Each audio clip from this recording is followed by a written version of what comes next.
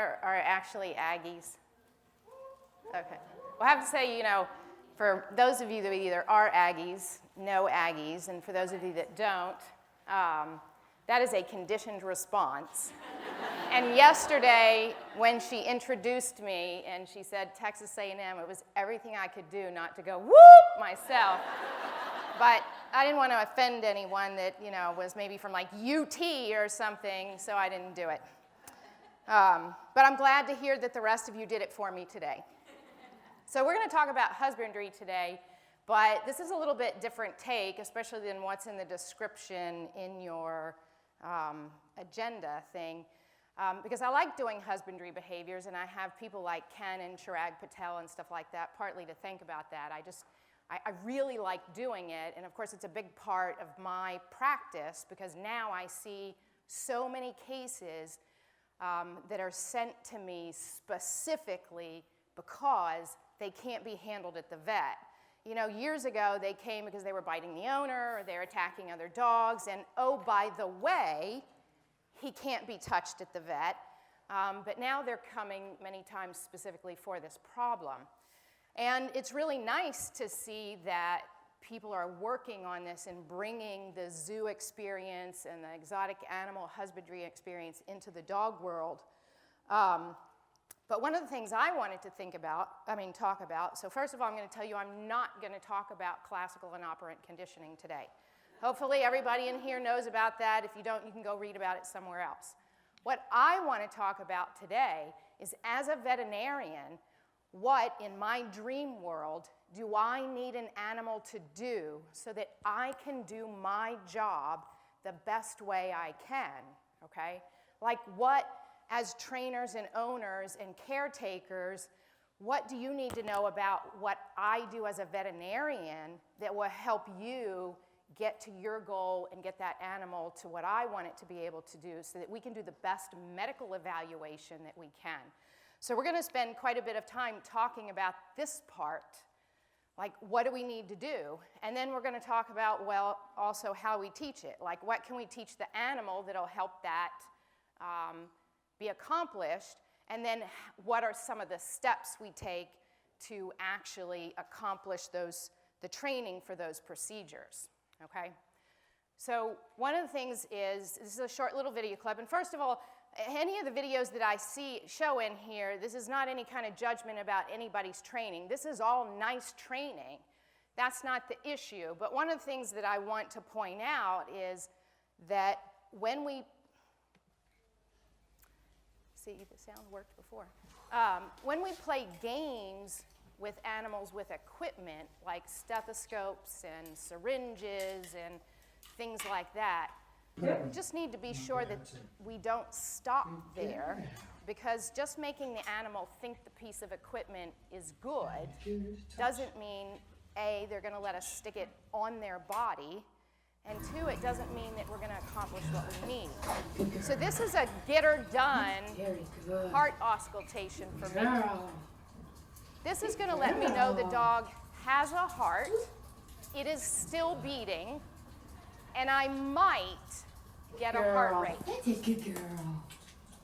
It is not going to let me know if this dog has a subtle arrhythmia, if she has some kind of subtle murmur or heart sound abnormality, because she's moving too much and she's slurping and licking, and you can't hear through the slurping and licking unless it's a massive murmur. Like some of the murmurs, you stick your stethoscope on, and honestly, a half-deaf person could hear it. Like it's just like a whoosh, whoosh, whoosh. But when we really want to pick things up that are subtle, then we have to be able to do a really, really good auscultation. And so we're going to talk about what we need to do a really good auscultation. So I put fear-free on here too, because I'm obviously excited about this low-stress handling push and the fear-free idea, okay? And one of the things, again, that we see is, encouraging clinics to use a lot of food in their exams, and I support all of that.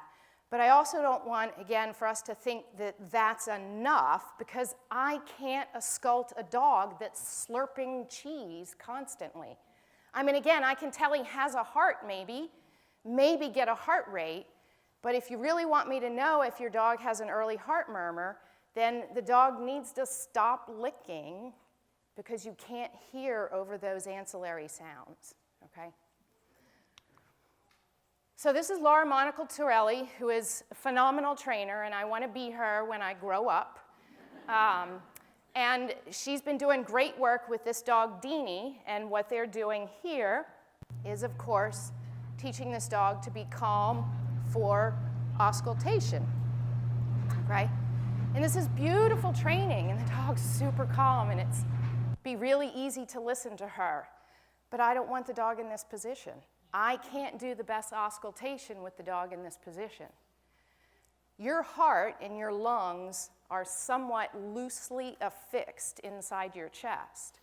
And when a dog sits or lays down or rolls over, those organs shift a little bit. Your diaphragm shifts. Your intestines are very loosely attached in your body. And when your intestines, if you've ever hung upside down, one of the reasons people have trouble breathing after a while is because your entire intestinal mass shifts up onto your diaphragm, which then compresses your chest cavity, okay? So it's kind of hard to breathe. It's also hard to breathe when you have your arms up like this. This is why they used to crucify people this way, if I want to do the best job for thoracic auscultation, this dog needs to be standing up in an anatomically correct position so that the heart and the lungs are sitting in an anatomically correct position. So when we do auscultation, we want ideally the patient standing and standing still, because again, if the dog's really happy, look, he's putting the stethoscope on. How many of you went to Jesus's lecture yesterday? Okay, how they were, you pet the dogs and they're like, oh, and even part of Chris's talk this morning, they get this conditioned arousal. So even the friendly dogs, when they come in and you touch them with your hands with the stethoscope, some of them are wiggling all over and all we hear is like, and honestly, sometimes the friendly dogs are as difficult to auscult as the ones that want to bite you because they're squirming around so much, all right? We're going to listen to both sides of the chest. We're going to go all over the chest cavity, top, bottom, down, okay? We're going to need a minimum duration of that animal holding still, ideally not eating, minimum duration of 15 seconds, okay? We may need up to 2 to 4 minutes, because again, if you're listening for a subtle or intermittent arrhythmia, lub-dub, lub-dub, lub-dub, lub-dub-dub, lub-dub. If the animal squirms right when that second dub happens, we're going to miss it, okay? And if I do catch that second dub in the Doberman, then you can bet we're going to be referring that animal out for further testing because that's a huge red flag in that breed because of the risk of cardiomyopathy. Same thing in boxers, for example, okay?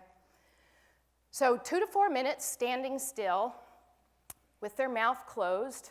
That means we don't want them panting either, which sometimes we can't help, but for dogs it would be great if some of these dogs we could also train them to close their mouth so that at least for a brief period we had a more quiet breathing pattern instead of the raspy. Some of the dogs when they're panting so heavily, depending on their conformation, I'll be honest with you, it's hard to tell they have a heart at all right? And then we want a really quiet room, because again, if you're listening for something very subtle, and the owner, is chatting to you about their day, or they're going, good boy, it's okay, yay, yay, yay, and then I'm trying to hear, again, a subtle heart murmur over that, it's really difficult. So if we think we hear anything suspicious, we need everything in the room to go silent for some period of time. And for some of the dogs, that's really, really foreign to them. And when you see in a minute some of the positions we get in when we're listening to their chest, it's really kind of creepy to the dog. I mean, it really is. So what we're going to do is, as I said, we're going to put the stethoscope over all the chest, the whole wall of the chest. But when we really listen to the heart, and this is the part that bothers a lot of the dogs, is we have to get the stethoscope right down into the armpit region, okay? Dogs are used to us petting them on their back and popping on, on their sides and stuff. But I mean, how many of you practice petting your dog down into the armpit or sticking things there and then going like this?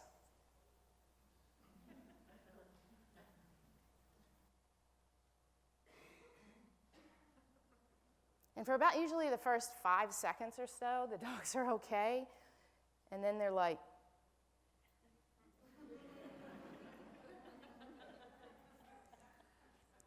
and then you got to try again. And then we also want to simultaneously palpate their femoral pulses, and that means they were going to be sticking our hand down there in their groin. And again, that's a little bit creepy too. So, but again, to do our job, this is ideally what we want the animals to be able to do, all right? So this is one of our vet biting dogs.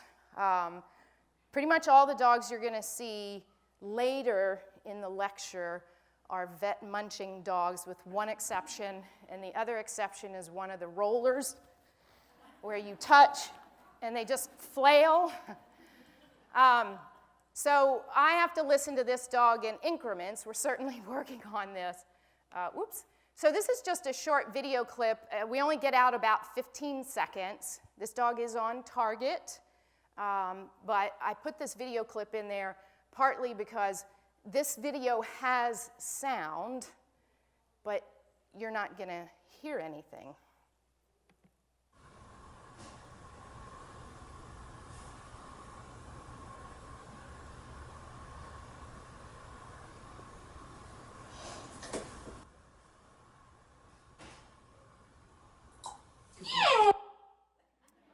So this is a very talkative owner, and it's very hard even to shape her to be this quiet.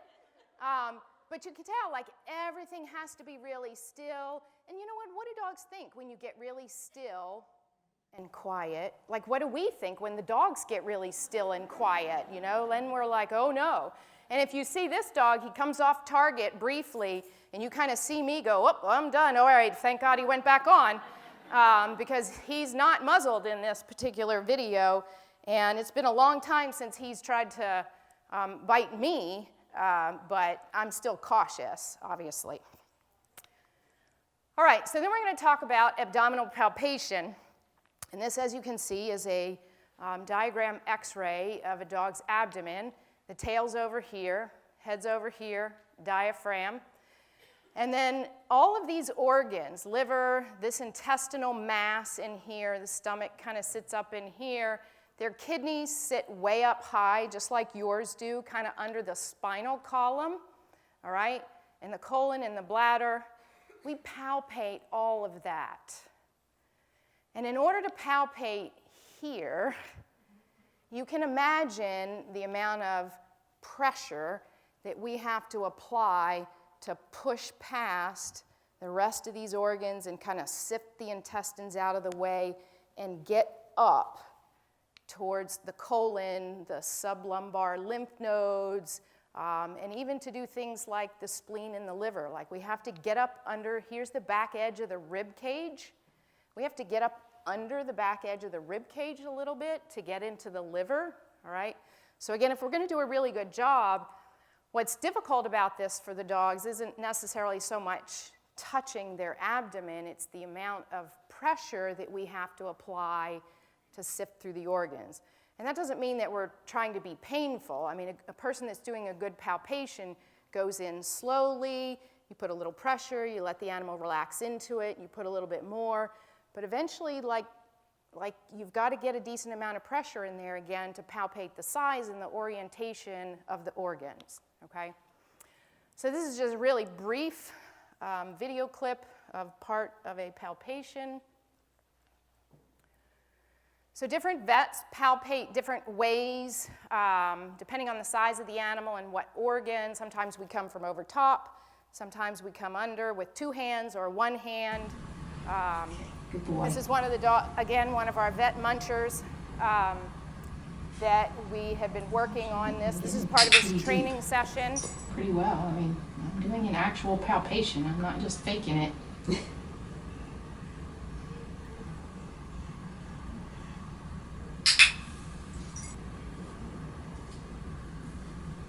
Good boy. So the nice thing about abdominal palpation, at least, is that we can do it in little bits. Nice. So that we palpate a little bit, let go, give them a break, palpate a little bit. That's more difficult to do when you're listening to the heart because we need to get a rhythm for a period of time, okay?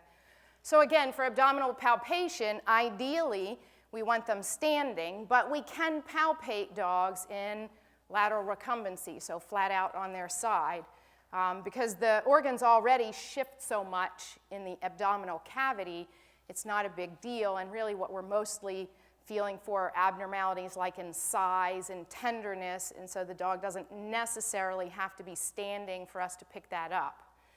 Deep abdominal pressure and a good abdominal palpation, probably it takes at least 1 full minute, if not more. It's going to take longer if we think we feel something abnormal, and then sometimes we go get somebody to do a second opinion, so then there's a second person that has to mash around in their abdomen, okay? So then when we look at injections, this is not venipuncture necessarily, but actually giving injections, subcutaneous, intramuscular, so in the muscle, and then intravenous. The sites that we use most for subcutaneous injections are the areas that I have highlighted in green. These are areas where there is loose tissue, so the scruff up around here is a really popular one. But there are some vaccines that we purposely, especially in cats, give way down the leg or sometimes actually in the tail, so that if there's some type of a vaccine reaction, like a sarcoma development, we give them in areas that we can then lop off instead of actually the animal, dying from that problem. So then intramuscular injections, these are the most common sites. I'll be honest with you, I can't remember the last time I saw somebody give an IM injection in the quadriceps, but this is the most common area, and then down across the hip and the thigh, but occasionally we do give them in the triceps muscle as well. So when we look at venipuncture, 3 main sites, the jugular vein in the neck, the lateral saphenous in dogs, which is on the outside of the back leg. So everybody, especially if you have a short-haired dog, you can see that vein that runs along there. Sometimes we use the saphenous vein on the inside of the back leg, and that's one of the most common places we do in cats. And then the cephalic vein, which is in the front leg, my least favorite area to pull blood in dogs. One, because it's potentially the most uncomfortable for the dog physically, and also I feel it is the most dangerous or risky site for the people that are holding the dog and actually pulling the blood. So one of the ways we do jugular venipuncture in big dogs, either having the dog sit up like this. So one of the things about pulling blood, especially from the neck, is the location of the animal's body. The orientation can make or break a good, quick venipuncture. So when I set dogs up for jugular venipuncture, big dogs, again, all this actually applies to little dogs too, I want the dogs to actually be in a Z. So I have a backward angle of the head, the neck actually angles forward a little bit, and then the rest of the animal's body angles backward. Because if the dog's neck is pulled forward, the vein drops in between the muscle bellies on the neck, and it is much more difficult to find. Whereas if you rotate the neck back and then you apply pressure to hold the vein off, especially in short-haired dogs, those veins will stick right up. Like half the time people can even just see them, and it's much easier to go in and actually hit the vein without having your venipuncturist like rooting around trying to find it, all right? We have to put a little bit of pressure on what we call the thoracic inlet, so right where the neck connects to the chest and the shoulder, because the jugular vein basically runs from the corner of the jaw down through that inlet into the chest cavity. And so we hold it off right here, makes it stick up, and then you can do your venipunctures. And depending on the size of the dog, a 25 to a 20 gauge needle. And again, depending on the dog and the experience of your venipuncturist, maybe anywhere from a 5 to 15 second duration to hold it off, stick it, and draw your blood sample. Because obviously, if you need to pull 12 mils of blood out of an animal, it takes a little bit longer than if you only need one. And if you're using a little needle, it definitely takes longer. So we try to use the biggest needle we think the animal will tolerate. But that means when we do our training, we have to prepare the animal for the size of needle that we're going to stick in their neck. Okay? So this is actually a little clip we set up for this dog's veterinarian so that he could see how we prepped this dog for the training for the jugular venipuncture. I'm going to get him in position. Good boy, Carolyn. Don't go too close. He'll be going to click and treat. Go. Good. So we're not going to actually stick him today. This was just kind of a mock thing. Good. Yes. Excellent. That's a giant cookie. That's okay. All right.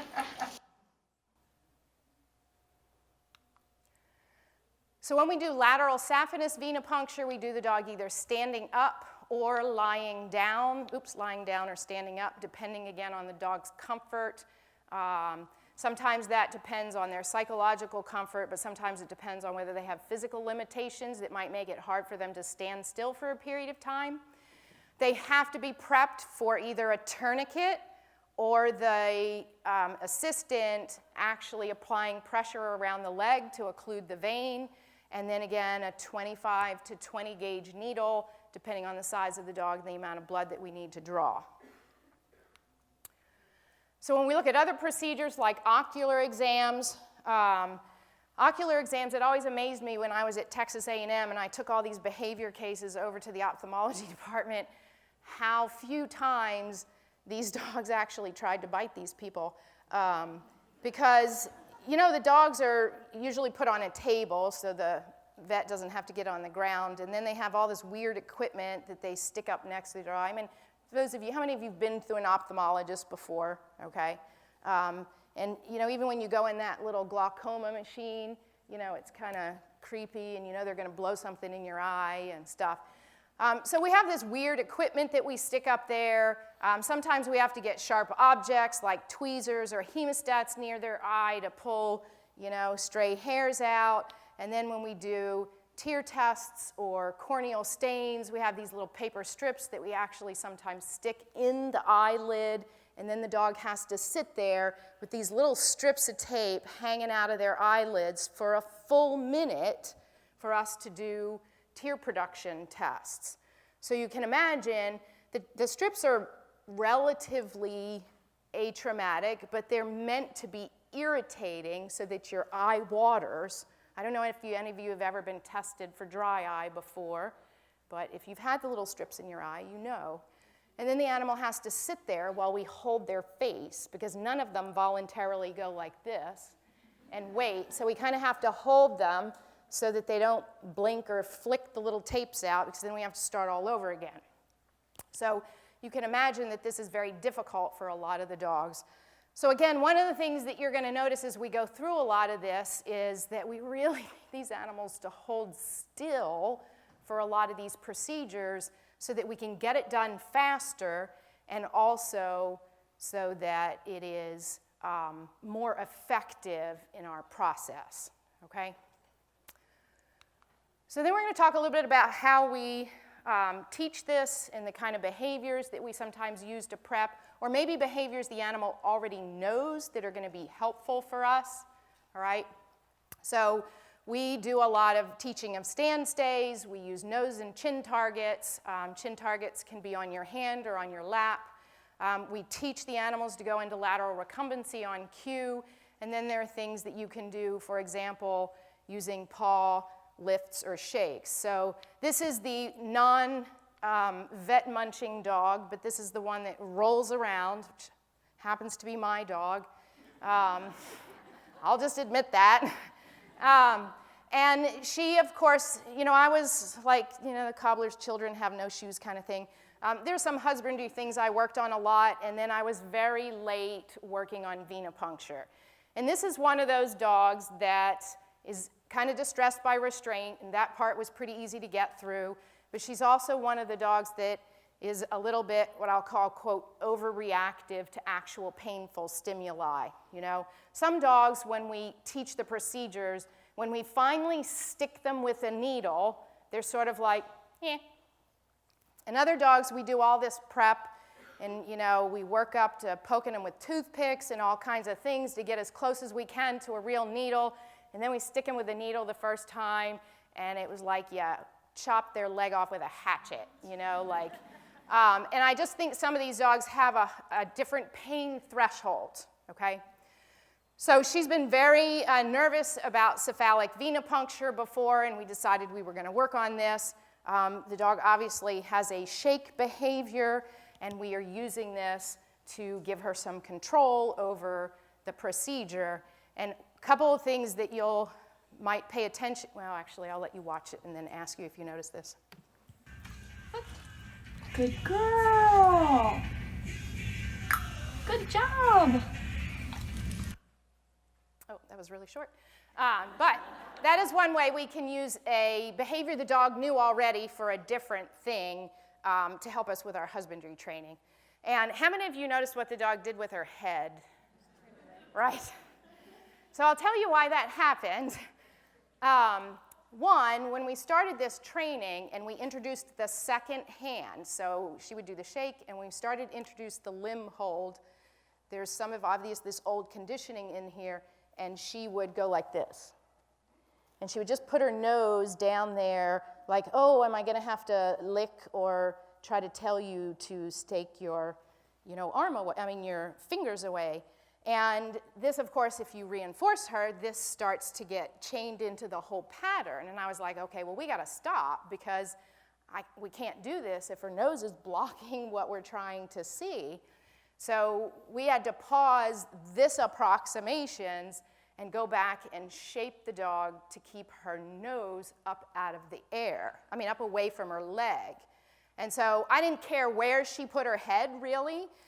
We did it partly by, if you notice, she feeds her really high in the air. So after each repetition, when we clicked, we would feed the dog up in the air where we wanted her nose to be, but then also shaping her. And so what we got was this dog, when you pick her leg up, she goes like this and turns her face away. But we can see what we're doing. So works out okay. So stand stay, as I mentioned before, this is a nice little video again of Dina and Laura Monaco Torelli with a great cue for lateral recumbency. There's all kinds of examination things we can do with dogs in this position. We can palpate them, we can pull blood, we can do ortho exams. We can look at the skin on their abdomen, so it's a really useful position for the dog to be able to be taught to do. And then it sometimes helps to have dogs taught to get up on something, because again, when you have dogs that you want to examine, say their abdomen for some reason, but they don't want you touching them, if we can get them to stand up, we can at least get a visual inspection. And this is a fast behavior to teach. Like it's quick to teach a dog to get up like this. It takes a lot longer for the animal to get to the point where you can actually put your hands on their abdomen and maybe skin scrape them or do whatever. So I teach a visual target to some of the dogs, and I did this in the beginning because it was faster for a lot of my clients than trying to have them teach a duration, either a chin target or duration chin target. So this is like training the show dogs. You hold up a treat and you basically train them to stare at the treat in your hand, and when they go on target, we use it as a starter button behavior. Basically, if the dog won't look at the focal point, we don't start the trial, okay? And if they come off the focal point, depending on the duration of that, we either abort the trial or at least pause and see if they go back on. So this is a little Schnauzer. We're doing actually some work with the dermatology tech at his dermatology office, trying to show him some of the training that this dog's had so that they can use it to help them do the exam on the dog. Very nice.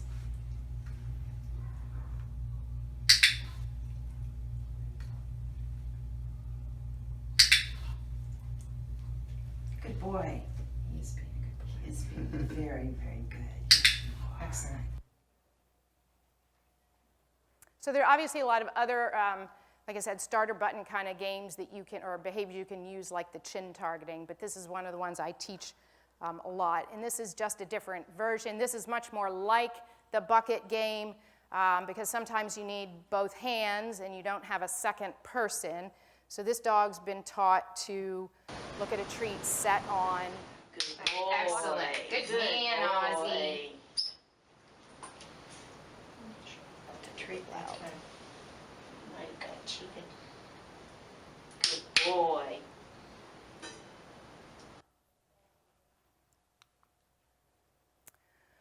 So as I mentioned before, teaching chin targets for either in your lap.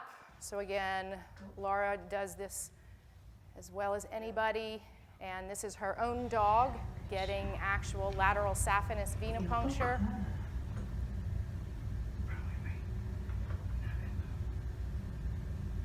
So it's obviously a natural reaction when something pokes you in the leg to want to jerk your leg away. And so, as I said, it's important when they go through this that they learn just to keep still. And then we also can use chin targets as part of the training process for prepping the animal for jugular venipuncture.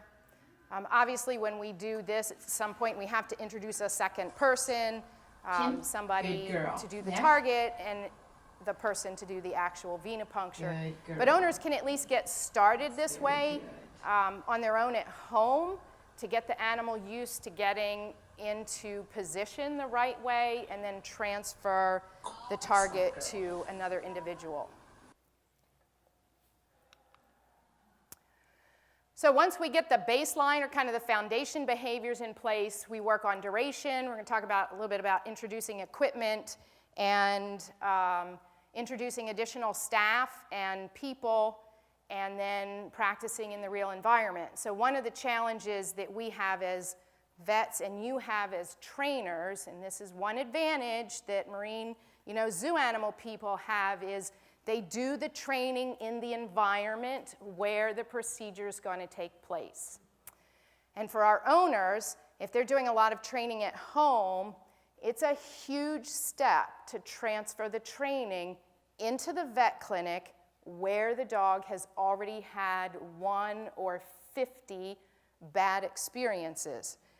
So we're going to talk about some limitations to this kind of training a little bit towards the end, but that the practice in the real environment is crucial. Like, it doesn't matter if the dog's great at this at home and if the owner can stick it with a needle at home, if when the animal comes into the vet clinic and then there's actual veterinary staff involved, if the whole training goes into the toilet. So one of the limitations, like I said, or the challenges we run into is making sure that we have veterinary staff that will help owners do this training. And I will tell you that sometimes they won't. I mean, in the past at least, this isn't happening as much now with the fear-free push, but in the past I have had owners go into their vet clinic and say, look, this is what we're trying to work on doing, will you help me? And they have said no. And then we have to go somewhere else. The owner has to find a facility that will actually help them work through this training. So when I introduce contact, the contact isn't always contact. So my premise, as I said, is this concept of sit or stand or lay still, stay on target, and then basically no matter what we do to you, and no matter what we do to you is introduced in a very gradual manner. But some of these animals aren't going to let us even touch them in the beginning, and then we have to start with just hand movements in the air. So whatever that animal's threshold is. You know, Chris talked this morning about the green, yellow, red. We have to be working these dogs in the green, and if we get into yellow, we just have to be really careful that we don't then push them into red, because again, all of these have had usually bad, or have had bad experiences before. Oops. Good. So what I'm going to do is put my hand out over some part of his body, and then I say, if you hold still, I'll click and you'll treat, and then I pull my hand away. It's the same thing with the towel, except now it's just a hand, right? If he starts to look nervous, or he shows his teeth, pull your hand away, but don't treat him, okay?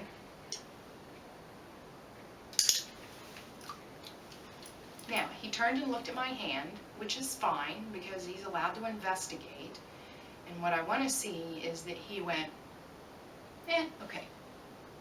If he'd continued staring at it, or he'd started to move away, I would have pulled it away. But I gave him a few seconds to see if he could relax, and he was like, He turned back to look at you, which is what he was doing to begin with, and I treated him. Our end goal is that when you come out, he doesn't even turn and look. He's just like, That is what we're looking for. And in the beginning, it's 1 second. Hold still, stay in that happy, Joey position 1 second, and you're going to get clicked and treated. Inch by Okay. inch, literally. So this is the dog's actual veterinarian that is coming in Good to choice. work. You notice when he squatted down what the dog's tail did. So we're not going to touch this dog. I mean,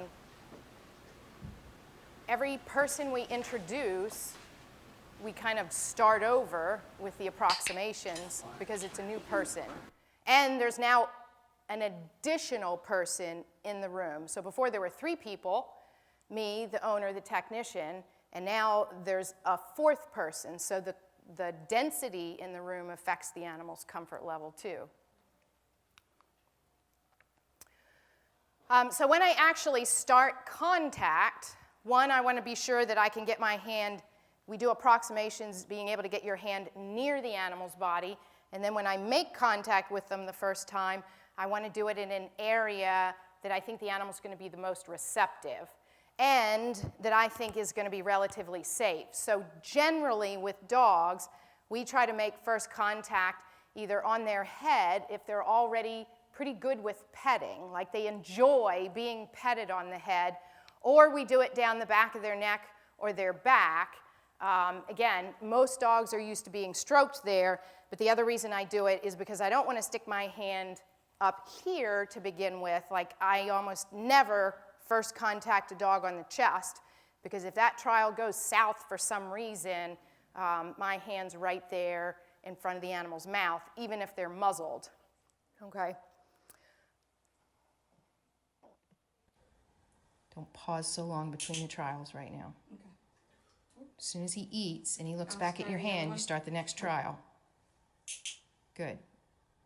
Because that helps. Yes. Because that helps keep your reinforcement rate up.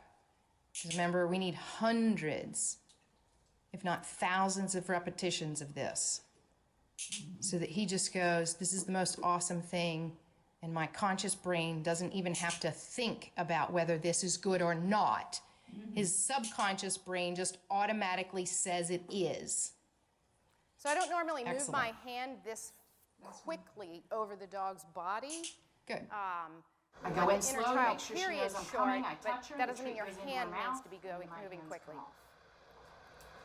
She stands quietly. If she starts to move as my hand comes out, I don't go ahead and continue trying to touch her. I abort. We start over. She just doesn't get the cookie. Good. Good. Good.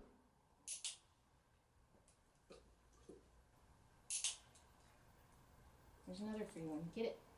But I still saw a little flinch. Yeah. Nice.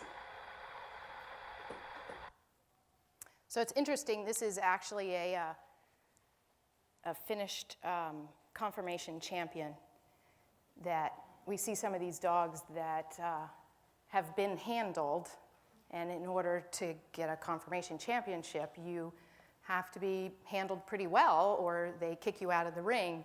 But when you take them away from the restriction or the cue of the collar or whatever, this dog was actually quite apprehensive about people initially reaching out. And one of the reasons we were evaluating him wasn't because he was biting people, but because, or we were helping her with this, is because he wouldn't do the stand for exam during her obedience competition. And when he did do it, he looked like somebody had beaten the tar out of him. So we wanted him to look like a show dog on his own and not look like she beat the tar out of him all the time, which she didn't. So then we introduce equipment, and you don't always have to do, like obviously I want to be able to make contact with the animal before I then make contact with a piece of equipment. But sometimes you can mix these up and get them used to the sight of equipment before you put it on their body, depending on what you're going to use it for. And I tend to just do targeting to equipment first because I just want to use it as kind of an introduction to let the animal investigate. Good boy. Touch. So just because they target to it doesn't mean they're going to let you stick it on their body. But if he won't target to it, he definitely isn't going to let me stick it on his body. So any piece of equipment that we introduce to the animal, Within we do reason, targeting obviously. with some or part of it first.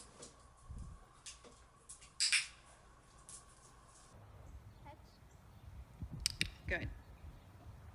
And then leave the syringe in your left hand just because it'll be easier for the targeting.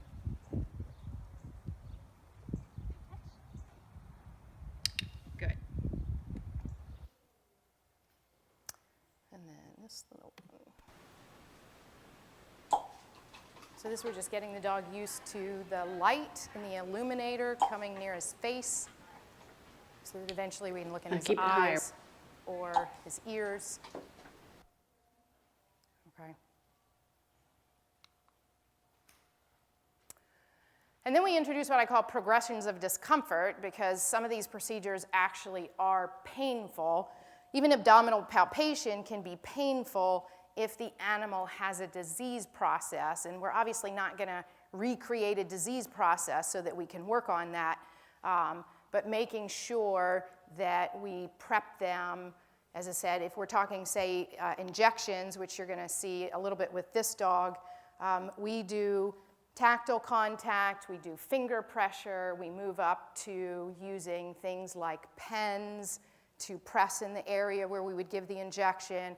Then I have people move up to a toothpick, first with gentle pressure, and then we slowly increase the increments of pressure until you want to see, a perceptible dent in the animal's skin and or muscle as part of your progressions.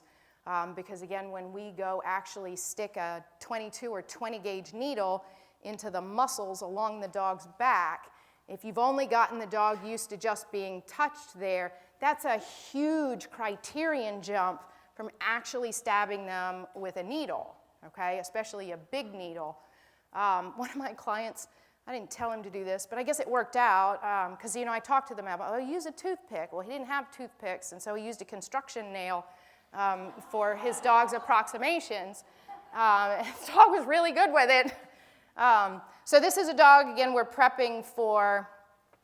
if you can realign it, there we go. There we go. Lumbar. Now we got a butt to the right place. Good job. So I'm going to pause this just for a second, because this isn't a behavior that I talked about before, but I'm using it more because, some of these videos are a little bit older, but hopefully as you go forward in time as a trainer, you change things that you do. And we teach this backup behavior now a lot because some of these dogs, like these shepherds and stuff, are sometimes really apprehensive about either people being near the front end of their body or more importantly, you approaching them. So most of this husbandry stuff we do, we've trained the dog somehow to approach the person that's going to do the procedure rather than having the person approach the dog.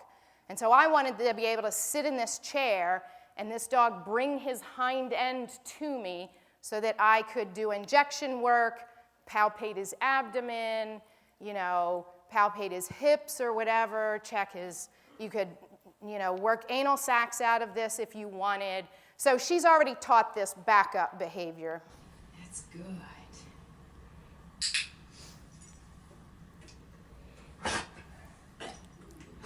But you can chew them. Yeah, okay, good. Wait. This lady has the greatest cues for her dog. Excellent.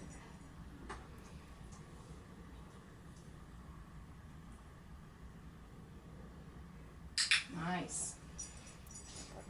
You're so good. Did you go to the bathroom before you came in? Okay, good boy. I thought this was my injection video, but that one may be coming later. So I know you saw part of this before. His mouth? Then we, as I mentioned, build the approximations very slowly, and we look at the dog's enthusiasm to continue the trials, because what the dog does during the current trial tells you how they felt usually about the previous trial. So if they're a little hesitant to go on target, or their body language changes a little bit, obviously, again, we're not going to increase criterion for this. So if you watch this dog, with this dog, you know, Chris this morning told us partly, let's parse down so people can pick up on a few things to help read their dog's body language. So watching this dog's tail and his ears is very telling for him, and those are two easy things for this owner to watch when we do these kind of steps. Just a little bit. Okay. Side. Good. So we still got the ear, and you see still glancing. This is his bad direction. Okay. So Same this is thing. Start on the his back. owner's mother. Okay, and then down the SIDE just a little. Yeah, good choice, because you see his ear. Side? Yeah. I mean, the whole, even before you touch him, he's more comfortable this direction. He's wagging. Do it again, down his side. Side? Good. And then you can go a little further down this time. Side? Yeah, yeah. He's way more comfortable this side. So one of the things we picked up about this dog when we did this, and this was first evident with me, and then I had the owner's mother step in and be the vet, is the owner does the majority of the training this direction, and the dog is literally like 50% better that direction. We didn't get any of that ear flicking. As soon as we turn him around to face the left, the ear goes back, his tension levels, you saw the lip lick in the beginning. We were actually getting wagging this direction, which we were not getting the other direction, and that's something that came out of us doing these trials and again paying really close attention to how the dog felt about each repetition so that we can go back and address this. Because if I had my druthers and I had a dog that was only going to let me listen to one side, I want to listen to the left, not the right, okay? But ideally, we want the dog to be equal on both sides. So then we kind of intersperse your serious behaviors with, because people get serious, you know, the owners are really apprehensive a lot of times. They have dogs that have bitten people before. Even if the dogs are muzzled during the training, they're still worried about something bad happen. So everybody gets tense. They're worried about, you know, their own performance and how the animal's going to do. So we find ways to break the training up. And if you, again, watch any of Laura Monaco Torelli's stuff, she does this as well. So we want behaviors that the animal knows really well and that have a really good CER. And sometimes these are things like targeting. Like this dog loves targeting. The owner's done a great job with his target stick, and it makes the dog really loose and happy. or if they know tricks. If they don't know tricks, sometimes we encourage people to teach them tricks, because even though they seem like they're not serious behaviors, they can have a very serious impact on your husbandry program. So this dog, we're going to do a little bit of targeting, but during his last visit, I also started to teach him to shake, because he doesn't know how to shake. Oops, sorry, you dropped it. Sit. Yeah, good boy. That's So we spent a lot of time teaching this dog. We spent a lot of time teaching this dog to catch treats off of his nose. And again, sometimes it's just something fun. The owner wanted to do it, but there were two big benefits to this, which is one, the dog is learning to let us handle his face. Because I have to put his fingers, we put our fingers on his face to make sure he gets his nose at the right level, and then we have to set the treat there. So we're actually conditioning the dog again to let us touch his face. And how great is that for a vet? And the second thing is, as you can see, everybody gets really excited, and the dog's like, oh, wow, this is great. And everybody loosens up, and then we go back and do more serious stuff. Even though the serious stuff should be as fun for the dog, it's still, you know, the owners, again, have it in their head that it's serious. And I admit I get there sometimes, too, where I'm like, you know, we really need to be able to get a vaccine into this dog because he's overdue with his rabies, but I don't want to freak, you know, like there's pressure there. And Ken talks about this a lot, where we get this performance pressure, like this needs to get done. And then we push the animals a little bit. So I find that putting this fun stuff in just helps everybody loosen up, and it actually helps the animals make more progress. So this is some work we're doing. This is an old video. Like, there are things I'd probably do different now, but lateral saphenous venipuncture prep on this dog. And what I wrote on the left is everything we taught the dog before we got to this point. So the dog had to know how to go into lateral recumbency and stay there for a long period of time. The reason we taught lateral recumbency for this dog is because he has bilateral cruciate ruptures. And at the time we started working with him, they were undiagnosed and unrepaired, and that's why he came to me, is because the surgeons couldn't get anywhere near the dog, even to sedate the dog, and the dog needed to have surgery on his legs. So he's had surgery in this video, but he still has a lot of difficulty standing, and he wants to lay down. So we do a lot of our procedures with this dog laying down. So he's already had to have muzzle training, because there's no way I'm working on this dog, even being as careful as we can without that in place. And the other staff people are not going to do it.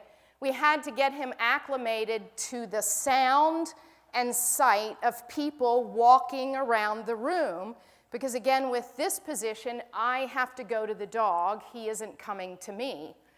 We also had to get him comfortable with people approaching and squatting down next to him, and then reaching out in the air, and then, of course, actually touching his body. So there are a lot of approximations that took place before we get to what you're going to see in this video. And some of the trials are obviously cut out because the training session's longer than this. So you can click. More? Are you ready? Or I'll click for now, and then you can click. You're going to sit there. We are going to do some good work today. Good boy.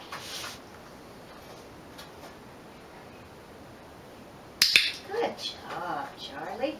So every piece of this, the lifting the leg, the touching the leg, the alcohol, the holding off the vein, have to be put in individually, and then you have to combine them. Just because you can wipe alcohol or hold the vein doesn't mean the dog's going to be okay if you wipe alcohol and hold the vein off. Just set your hand there and hold it there.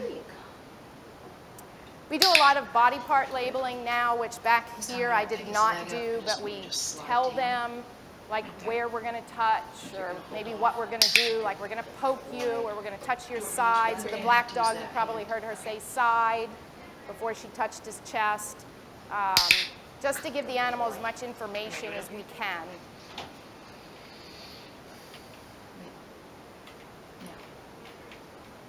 Yes, good boy. Give him another one. Who wouldn't want to?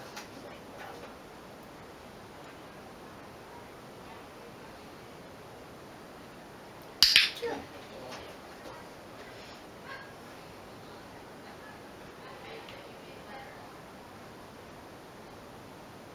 Good job.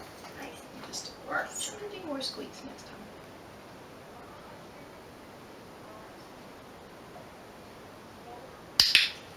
Good boy. Nothing there. So you'll have to really. So again, the other thing we have to be careful of, this dog's had surgery on his knees. Just don't go above. And so you have to pay really close attention to how you tourniquet or hold the vessel off, because we don't want to be mashing over a previous surgical site. Over there? Yeah, I just don't want you to squeeze on that side. Good job. Good boy. You did a good job. No squeeze this time. I'm just gonna put the alcohol on. Good work. Oops. Didn't have it in my hand. Good. Good. Good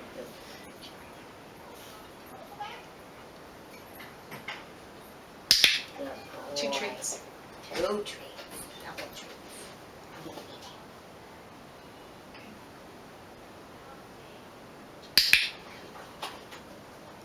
And when you do squeeze, you'll have to like squeeze up and in just a little. I was kind of glad to hear Erica yesterday say that there's a little bit of Push data down. to show that a bigger Can I reinforcer use was my Whatever's better. comfortable for you. We just, if you push the Because skin sometimes I down, give them a bigger it makes reinforcer the and vein it at least all makes me roll. feel Let me better. just- Maybe it wasn't helping, Is but that going to be good tension, enough Yeah, tension? like even like I can hardly touch here, and the main thing is to get a little pressure up and back in the back of his knee.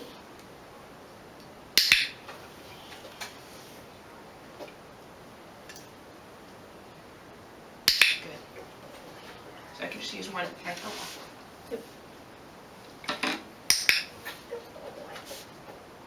You want me to clip? Sure.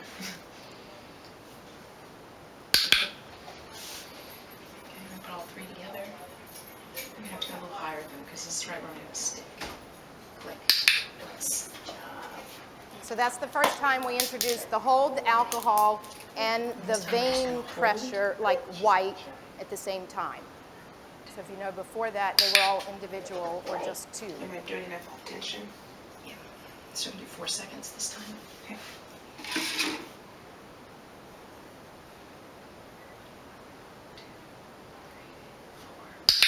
2, 3 treats. Boy. He can come. We have more of that stuff if you're... Yes, that's Brought it up. It's okay with the hot dog. Yeah. Non-discriminatory, so. Wow. Run it over. Just give him another one for laying there. Yeah, good boy. You're such a good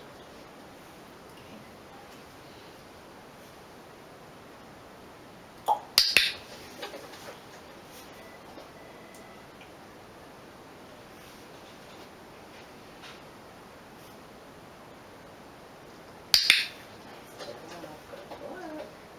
Stroke him Good this time. work. Okay. Yeah.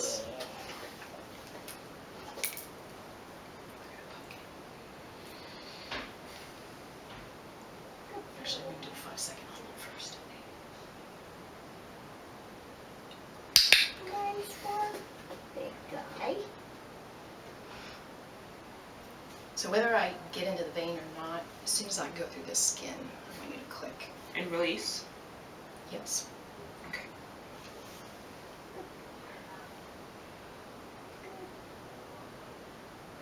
Oh, moving still good. What's going on back there? I really did release. I'm going to stroke in with the needle. Okay. So just hold. So one of the things when we started working with this dog, if we had Good boy.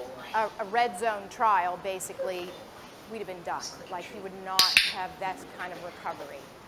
And so that sometimes is one of the things you see as you progress, is that they're not only letting you do more, but if you do Yes, something a little good more than they boy. can handle, he would recover, and then we could continue. So I'm lowering my criteria, and now I'm taking the needle and I'm just kind of scratching along the skin. And then actually in a little bit, you're going to see us actually poke into his vein. Clean one. With a clean needle for all of you vet people out here. Good boy.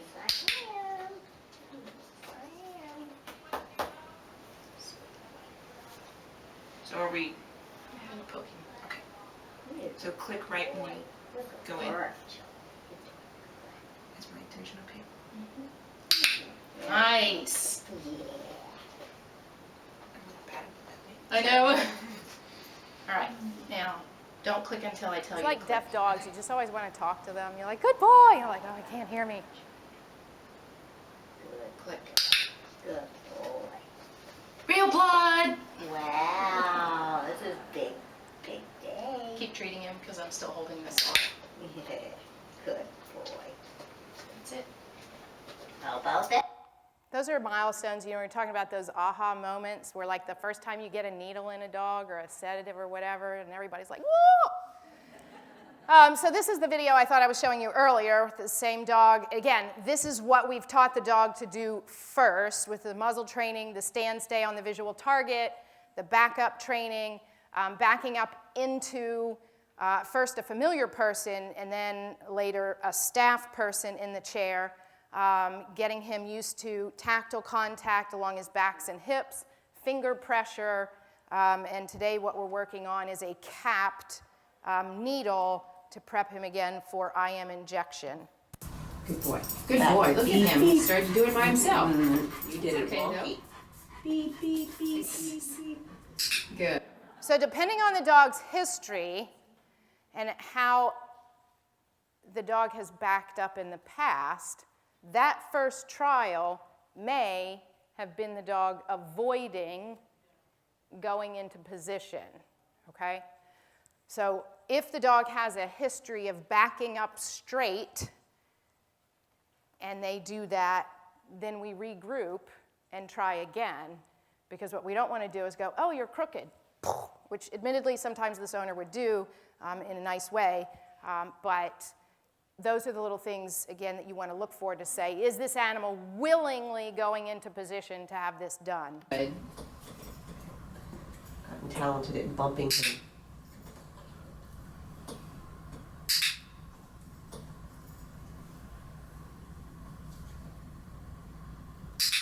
Nice.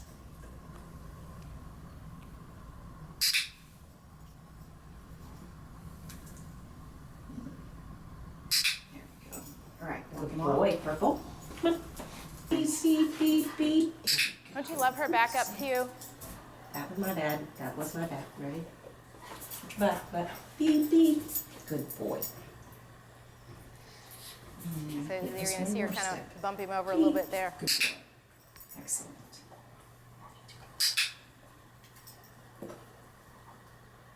Nice.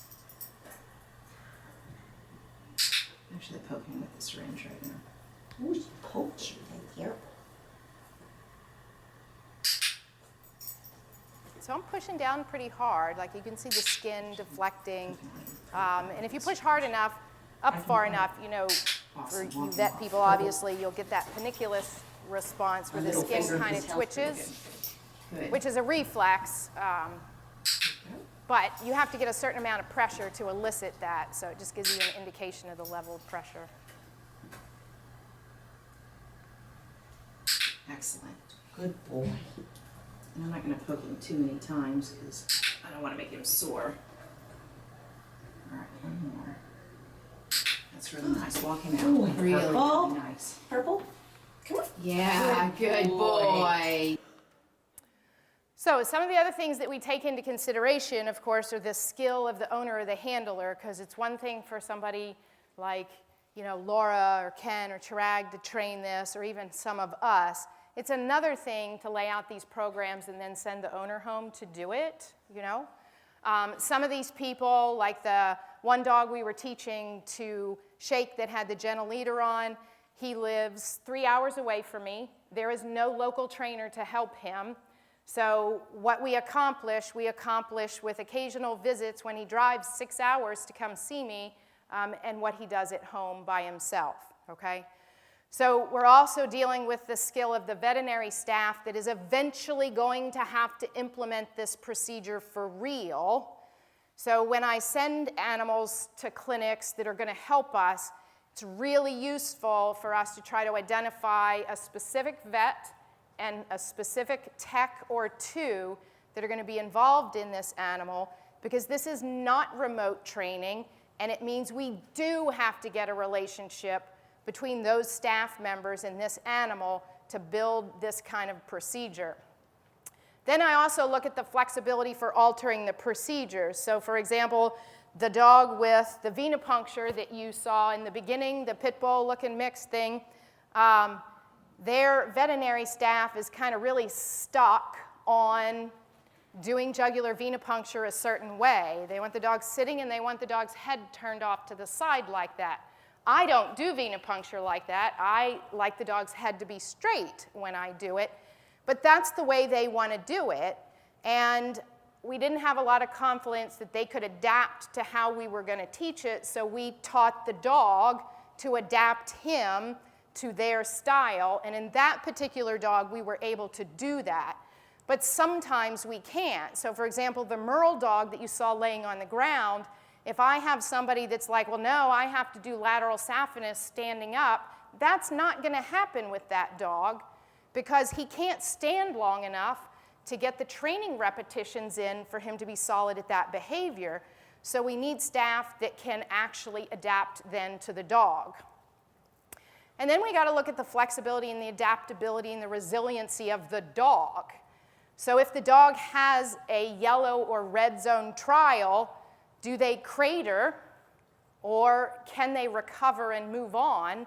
And some things are easier to teach to some dogs than others. So you've seen this dog a couple times before. I've been working with this dog for years. I have a really good relationship with the dog now, which is fortunate because he was hospitalized just recently. And I didn't really want anybody handling him but me. And even me, he occasionally had, a discussion with.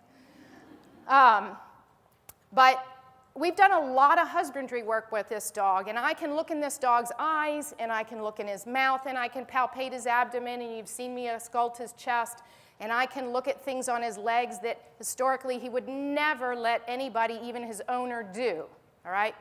We spent a lot of time working on venipuncture with this dog, lateral saphenous or jugular. I was like, I don't care which, whatever the dog's going to adapt to better. And we did lots of trials, okay? The owner has to train by herself. Like, she doesn't have anybody to help her at home. And when you do venipuncture, you need two people, especially if you're doing a back leg. Somebody's got to tend to the front end of the dog, although ostensibly you could train the dog to stand there by himself. But generally, we think of it as a two-person procedure. And her training skill wasn't good enough that she could have taught him to do that with one person anyway, despite her dedication to this dog, okay?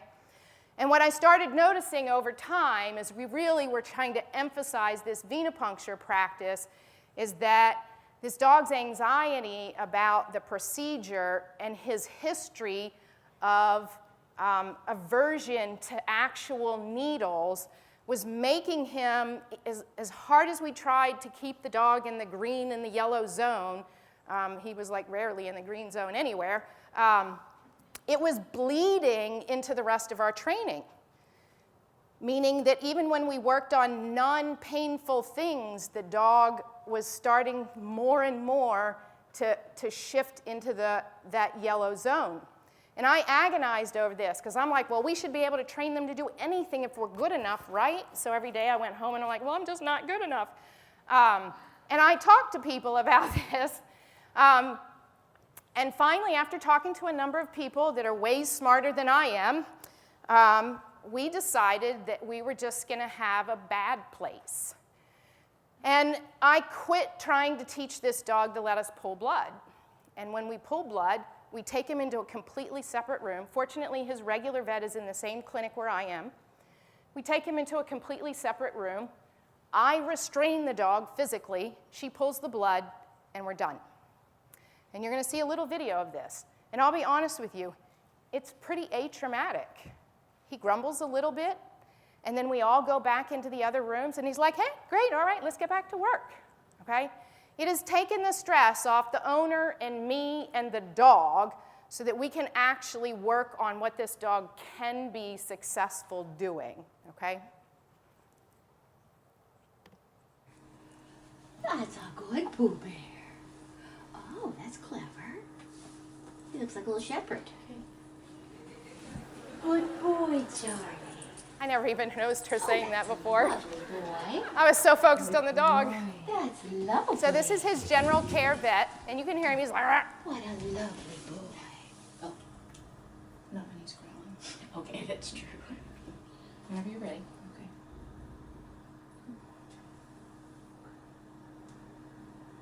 You know, I grew up old school in veterinary medicine, Very good dog. Yeah, that is which means I got a lot of skill You are so brave. restraining bad That dogs. was awesome. None of that fear-free That stuff, was very good. which obviously we try to do now, but, Yeah. but the good thing about that, you know, you look back sometimes when you have experiences like that. How many of you in here are crossover trainers? That pool shrinks all the time, which I guess is great. I was a crossover trainer, and then I'm a crossover veterinarian too. And I have to say, though, for those of you that maybe feel guilty for having done those things to animals in the past, is I'll also bet you that there are some really important, useful lessons that came out of that. And one of the lessons that I learned over the years having to physically restrain difficult dogs is I got really good at physically restraining them in the lowest stress way I could because I didn't want to get hurt, and I'm not that big, you know? So then when I get a situation like this, I don't have to do a lunge like "Wah!" kind of stuff. Like we just set the dog up, and I'm telling you this is working for this dog right now, and right now it's letting us all sleep at night, and you can disagree with me if you want. So.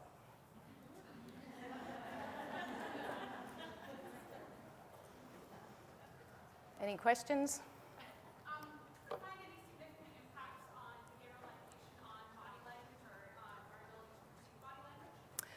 Any significant impacts of behavior medication on body language? And yes, it can. And part of it depends probably on the type of medicine, but probably more importantly on how much.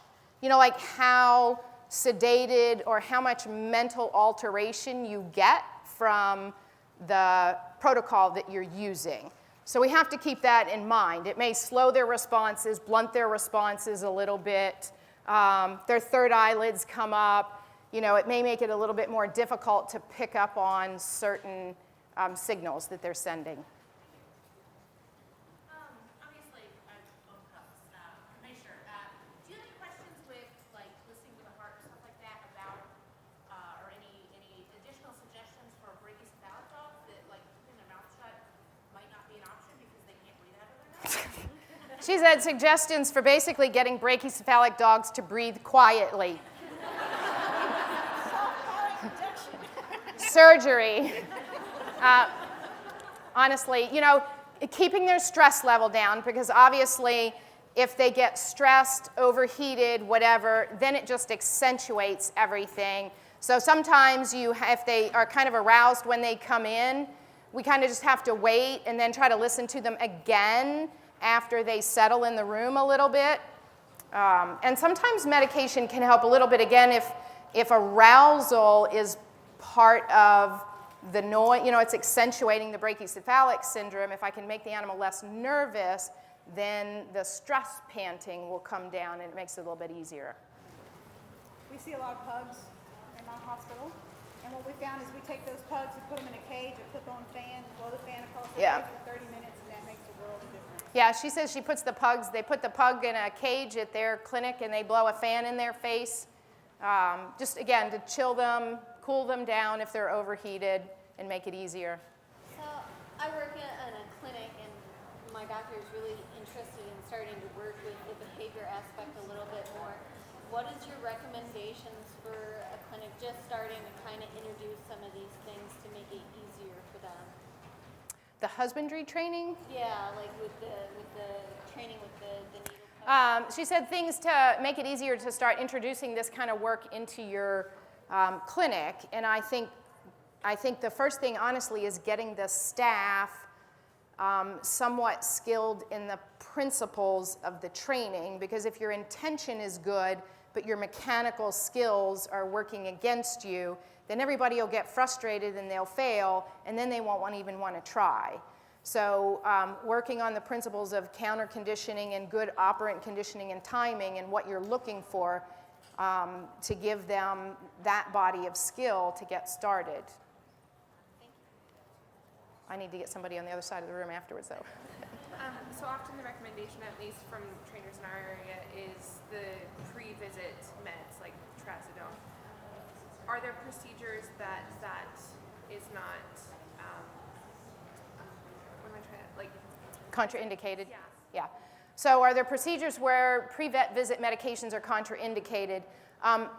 Most of the time not, but again, it partly depends on the level that you're using. So for example, if we're trying to, the heavier the sedation, the more it's going to interfere with parts of your exam. Like maybe your heart, some sedatives make the heart beat differently, and you can sometimes hear a murmur when they don't actually have a murmur. You know, it's a physiologic murmur due to the state of the drug. Or if we're doing a pain evaluation or an evaluation of mental state, then the drugs are going to alter that to some degree, and then we have to weigh the risks and the benefits. Sometimes the benefit is still better, and we go, okay, I just have to try to evaluate through this screen of the drug as to whether I think this is normal or not, and sometimes we just can't get a good evaluation without distressing the animal, and then again, you have to weigh, is it worth it? So dogs prefer, the Merle dog prefers right lateral. So say you're doing a neuro exam or an orthopedic exam, you have to do a bilateral examination. How do you teach the dog to go left and right? Yes, we always teach both directions, whether the dog's doing the evaluation standing, crossing the chair, you know, that black dog, we said he was better one way or the other, or if they're down in lateral, we teach both directions. Say you have something that needs to be done that's not super dire in the moment, that needs to be done eventually, like vaccination, but the dog isn't quite ready. Do you have any suggestions for a trainer on how to broach the subject as a veterinary professional without stepping on toes or going into what's not your wheelhouse? Well, it depends on what your specific question is. Like, what are you specifically broaching? Whether it would be beneficial to wait to do that procedure because the dog isn't behaviorally ready. Then I would just go talk to them about that, and I say, she's talking about when an animal needs and what I'll call an elective-ish procedure, like a vaccine, the animal's not ready with the training to have it done. How do you broach possibly delaying the procedure with the veterinarian? And I think you just need to go say that and say, hey, we're trying to prep him for this. Do you think, is it medically possible to delay this, and for how long? And just say that. You're not telling them to not do it. You're asking them if they think it's okay, or do you think we could do this? I do this with vets myself. I don't want to step on their toes, but when somebody comes to me and they're like, dog needs a heartworm test, and the dog's going to wig out because it's not ready, I call the vet and I say, hey, do you think you're okay scripting out this heartworm prevention even though we don't have a test yet because we don't want to unravel our training program? And honestly, most of the time they are, depending on what the procedure is.